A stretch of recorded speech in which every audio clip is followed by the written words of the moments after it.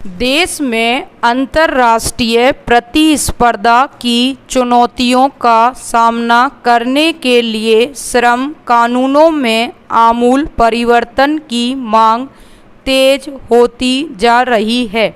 उद्योग जगत का कहना है कि मुक्त व्यापार की ओर विदेशी पूंजी निवेश के इस दौर में पुरानी श्रम नीति और औद्योगिक संबंध कानूनों को बदला न गया तो घरेलू उद्योग विदेशी प्रतिस्पर्धा में पिट जाएंगे और इसका अंततः उनकी श्रमिकों के हितों पर घातक प्रभाव पड़ेगा, जिनके हित संरक्षण के लिए यह कानून बनाए गए थे।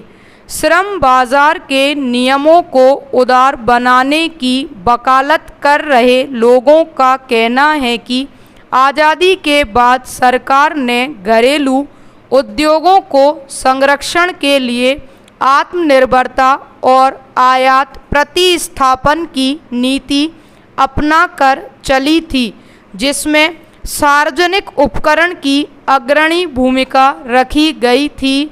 लेकिन 1920 के दशक में आंतरिक वित्तीय संकट और अंतर्राष्ट्रीय दबाव के चलते संरक्षण और आयात प्रतिस्थापन एवं आत्मनिर्भरता की जगह मुक्त अंतर्राष्ट्रीय व्यापार और विदेशी पूंजी निवेश को खुला बनाने की नीति अपनानी पड़ी।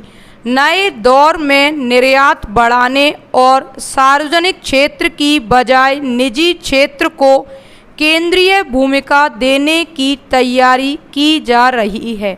ऐसे में निजी और सार्वजनिक क्षेत्र के उपक्रमों का पुनर्गठन जरूरी हो गया है।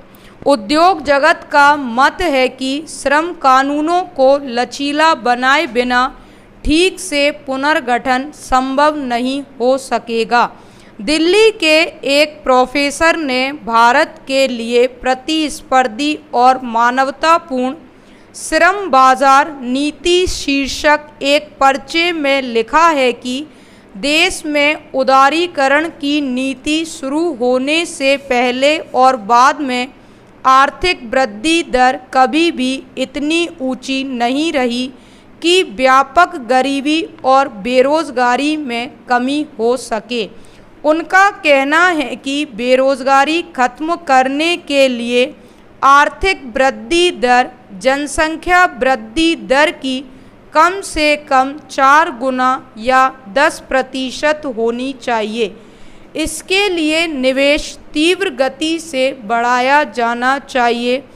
उनकी राय में श्रम कानूनों की जटिलता निवेश के निर्णयों पर प्रतिकूल प्रभाव डालती है।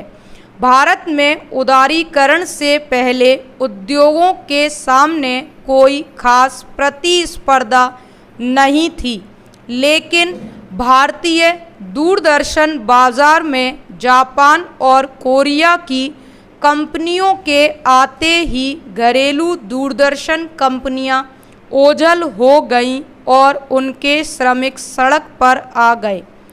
पुनर्गठन आधुनिकीकरण के अभाव में यही हाल अहमदाबाद और मुंबई की कपड़ा मिलों का हुआ। श्रम बाजार को लचीला बनाने के पीछे एक जोरदार तर्क यह है कि पहले रोजगार फिर आर्थिक वृद्धि की बात करना गाड़ी को घोड़े के आगे रखकर चलाने का प्रयास है।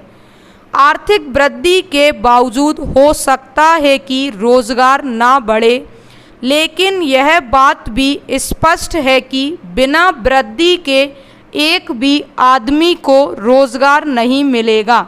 इसी संदर्भ में श्रम की मांग की लोच के बारे में प्रसिद्ध प्रतिष्ठित अर्थशास्त्री मार्शल का सिद्धांत भी विचारणीय है।